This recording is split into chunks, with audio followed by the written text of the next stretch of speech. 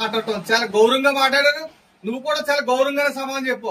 మరి నీ వెనకాల దూతలు ఎక్కించడం వల్ల మరలా ప్రెస్ మీట్ పెట్టి మా ఎమ్మెల్యే గారిని ఏదో బెదిరించాలని మాట్లాడుతున్నావు. అసలు నీకు సిగ్గుందా మాట మాట్లాడడానికి? అసలు నువ్వేం మాట్లాడావు, మా ఎమ్మెల్యే గారు ఏం మాట్లాడాడు? మా ఎమ్మెల్యే గారు లాంటి వ్యక్తిని నువ్వు ఇవ్వటానికి నీకు తగునా? మా ఎమ్మెల్యే గారు నీతికి నిజానికి మరి ఈవేళ పరిపాలన విధానంలో మా ఎమ్మెల్యే సాటి ఏ ఎమ్మెల్యే కూడా రావడం మేము చెప్పుకున్నాం. ఎందుకంటే అభివృద్ధి అంటే ఏంటి చేసి చూపించిన ఎమ్మెల్యే మా ఎమ్మెల్యే గిరి సత్యనారాయణ గారు. అటువంటి ఎమ్మెల్యేతో నువ్వు మాట్లాడే విధానం ఇదా?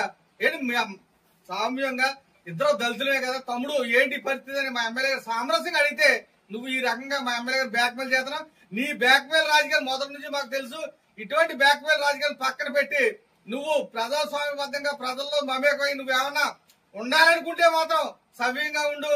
లేని పక్షంలో మా దేవుడు పవన్ కళ్యాణ్ గాని కానీ మా ఎమ్మెల్యే గాని కానీ ఎక్కడైనా ఒక్క మాట విమర్శించుంటే మాత్రం నిన్ను ఇంట్లోంచి బయటికి రాకుండా మా జనసేన అడ్డుకుంటాం.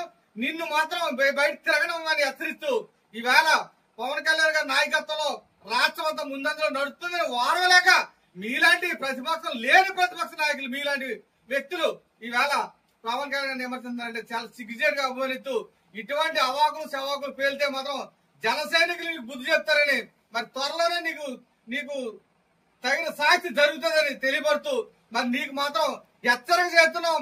పవన్ కళ్యాణ్ జోలికి గాని మా మా మా అభిమాన నాయకుడు మా ప్రియతమ శాసనసభ్యులు గిరి సత్యనారాయణ గారి మాట తిరగేస్తే మాత్రం నీ మర్యాద తక్కదని తెలియబడుతూ ఈవేళ మేము ఈ ప్రెస్ మీట్ ఎట్టి నిన్ను ఎండగట్టని సిద్ధంగా ఉన్నామని తెలియబడుతూ జై జనసేన.